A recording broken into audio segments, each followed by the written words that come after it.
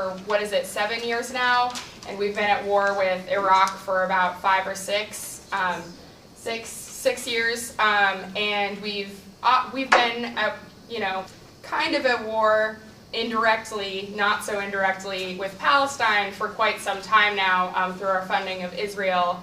Not our funding, but the U.S. is funding of Israel. And just to let everybody know today, Joe Anybody will be taping, the video will be going up on Indie Media, and we hopefully will be putting it up on our website, the International Socialist Organization, which is portlandsocialist.org, just for people to know. And actually, both of the other speakers are connected to websites as well. Wael, who's sitting over here, it writes for liberalarab.com. It's actually his own website, and he's also the co-founder of PSU Super. Meredith, who will be speaking first on Afghanistan, is an activist in PDX Peace and also the International Socialist Organization. And Zara, who is not quite here yet, is going to be putting forward an apology to Iraqi refugees and for the Apology and Forgiveness campaign, and she also has a website that she will talk about herself. But just to let everybody know, once the speakers are done, I'm going to open it up for discussion. I'm going to reiterate this at the end of the presentations, just so people remember. But I'll be keeping a speakers list. Since I don't know everyone in the room, I'll be identifying people by what they're wearing or maybe their hair color. So just to be aware of that, that I'm trying to keep track of everyone. If I've made eye contact with you, that probably means that I've gotten you on the speakers list. Yeah, so we'll get started in just a couple of minutes. Or do you think we should get started now? I can get started now. I think so. She's the second speaker. Afghanistan. I think before I get started with what I prepared, this is kind of the latest thing that's in the news. I mean, Palestine was in the news recently because of the massacre in Gaza.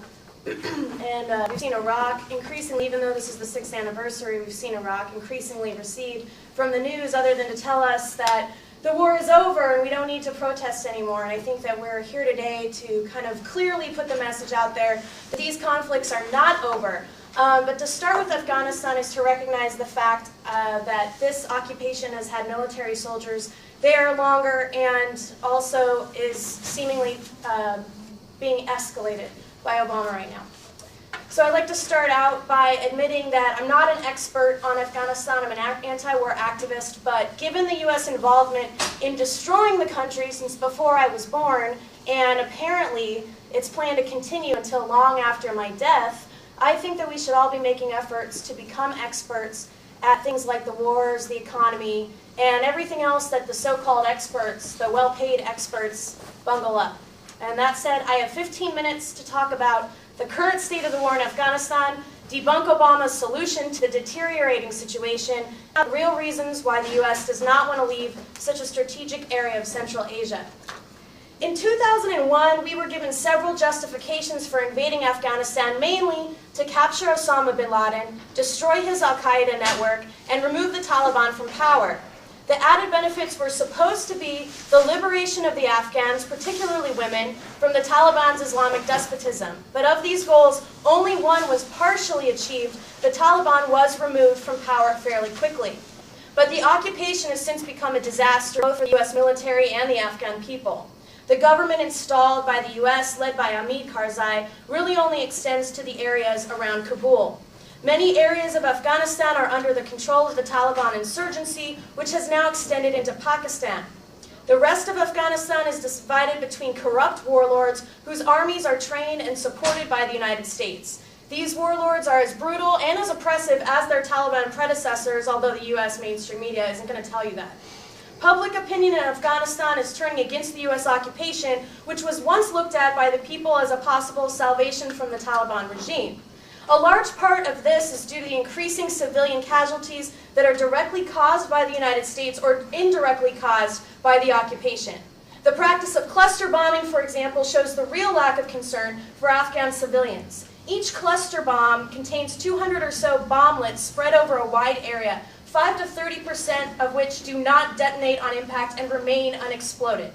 The UN Assistance Mission in Afghanistan reported on February 17th that there were 2,118 civilian casualties in Afghanistan in 2008, an increase of almost 40% over the year before. Just last week, U.S.-led coalition forces killed 5 civilians in Logor province, sparking protests demanding trial of the killers. When 300 villagers protested at an official building in Logor, police shot at the crowd. And on top of the increasing civilian deaths and official cover-ups of those deaths, which also anger people, the fact that we lie about it, the occupation has already relied on abusive military techniques such as routine detentions, invasive searches, interrogation, and torture all the way until death. While the new Obama administration received praise for planning to close down the detainee prison camps at Guantanamo Bay, Cuba, they have yet to announce any such plans for what's being called the other Gitmo, or Obama's Guantanamo, the U.S.-controlled military prison at Bagram Air Base near Kabul. The air base is about to undergo a $60 million expansion that will double its size, meaning it can house 5 times as many prisoners as remain at Guantanamo. Apart from staff at the International Red Cross, human rights groups and journalists have been barred from Bagram, where former prisoners say they were tortured by being shackled to the ceiling of isolation cells and deprived of sleep. As an Afghanistan Independent Human Rights Commission report pointed out, the combination of abusive behavior and violent breaking and entry into civilians' homes in the middle of the night stokes almost as much anger and resentment towards pro-government forces as the more lethal airstrikes. And yet another factor adding to the instability and declining public support in Afghanistan is the corruption and lack of democracy in the regime that the U.S. has installed there. Hamid Karzai, the current president of Afghanistan, was the U.S. choice, but he was not the choice of the delegates to the Bonn Conference where they were making that decision. Karzai, who had no indigenous power base of his own, would be dependent on the U.S. For the same reason the U.S. did not want Zahir Shah, the former king, as president, because he would actually have the domestic base of support needed to stand up to the U.S. and the brutal U.S.-sponsored warlords that were taking over the country. These warlords who were backed by the U.S. in the 1980s against the Soviets are not forgotten by Afghan people for their war crimes then or committed now. Many of the same figures are back again as the U.S.'s current allies against the Taliban, rewarded with various government positions, and they continue to oppress civilians and contribute to the weakness and corruption of the Karzai government. And what about the women? There was a frenzy of liberal women in the United States with various books that came out reducing the oppression of Afghan women just to the wearing of the burqa. And they wear burqas in protests. And the cause that then was taken up by Laura Bush once the war had begun, saying that the fight against terrorism was also the fight for women's rights and dignity. So we're supposed to believe that the U.S. Marines are now on a feminist mission to liberate women.